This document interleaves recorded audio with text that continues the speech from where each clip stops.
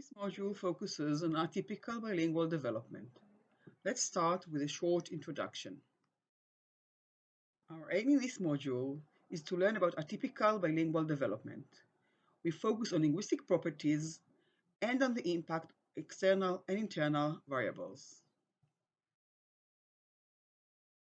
Let's remind ourselves, what characterizes the language of bilingual children? What characterizes the language of simultaneous bilingual children?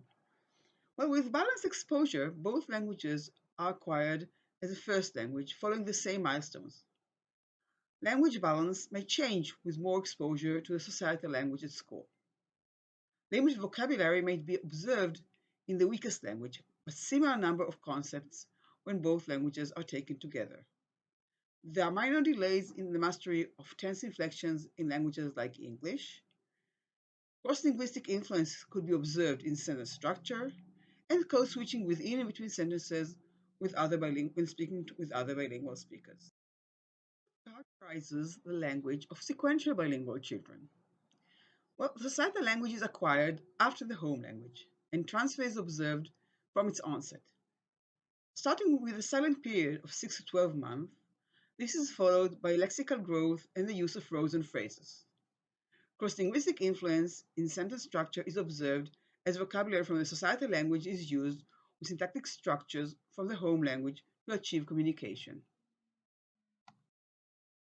Moreover, sequential bilingual children initially have limited vocabulary in their second language. They initially show a delay in their second language morphology. They might use the wrong prepositions. They translate structures from L1, leading to a gap between morphology and syntactic abilities, and they code switch to the L1. What might cause an atypical language development? If you look at two populations, children with developmental language disorder, DLD, and children with autistic spectrum disorder, ASD. Both disorders are frequent among monolingual and bilingual children alike. DLD is found in 7 to 10% of the population. ASD is found in around 1% of the population. Both have a genetic and a neurological basis and are common among boys more than. Linguistically, they are different. Developmental language disorder is a language impairment with no hearing loss, no emotional and behavioral problems, no below average nonverbal IQ, no neurological problems, and no oral or facial deficits. It's a primary language impairment, also known as specific language impairment, and its primary manifestation is in language use. DLD is characterized as involving delayed or deviant language development in a child who exhibits no cognitive, neurological, or social impairment. DLD is an expressive and receptive language deficit, though manifested to different degrees in the two domains. Children with DLD typically show difficulties in some or all of the following: phonological, that is, problems with consonant clusters and syllable final consonants; lexical, which could be delayed acquisition of words, first words appearing around 23 months in children with DLD, but around 11 months in children with TLD. Children with DLD might also have limited vocabulary and word-finding problems. Grammatical, that is, difficulties with affixes, inflections, and articles or particles, prepositions, complex syntax. Semantic, problems in determining the linguistic meaning of words, phrases, and sentences, and understanding the meaning of metaphors. And even pragmatic, problems in the use of language in appropriate context. And again, it could be in some or all of these domains. That in some areas, we can see similarities to bilingual children with typical language development. When we turn to bilingual children with DLD or SLI, often called BISLI, we know that by definition, as DLD is an innate condition that affects language, we expect it to be manifested in both languages. That is, bilingual children with DLD are behind chronological age in both languages. Did you notice there is a superficial similarity between DLD among monolingual children and early stages of sequential bilingual acquisition? Let's compare Beasley and BiTLD, where L1 is English and L2 is Hebrew. Read the two paragraphs to yourselves.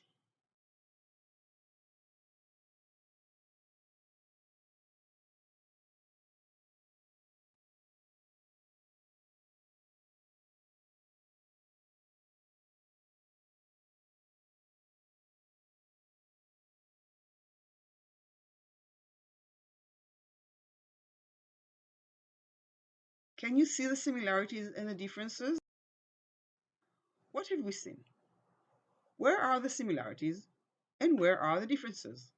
Let's take a closer look. Starting with a child with bilingual DLD, bilingual SLI, we can see difficulties. Reference. Who is he, she? Pronouns appear before the antecedent with inflections, which are omitted, overgeneralized, and duplicated. Some articles are omitted. Sentences are short, connected with and we see code switching. About the child with bilingual typical language development. Well, we see that reference is appropriate, antecedent appears before the pronoun. We see the inflections involve omissions and overgeneralizations. Articles seem to be intact, at least for this language pair. Sentences are way more complex with multiple connectors and then so. And yes, we do see code switching.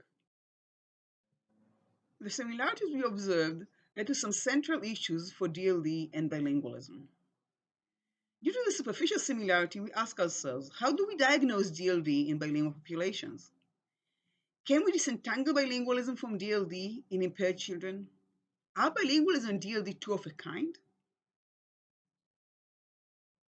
We also ask ourselves, do bilingual children with DLD show a double delay? And finally, can bilingualism be instructive for children with DLD? We'll focus on these issues in this module. Let's turn now to autistic spectrum disorder. Children with ASD are characterized by deficiencies in social communication and social interaction, and by restrictive and repetitive patterns of behavior, interests, or activities.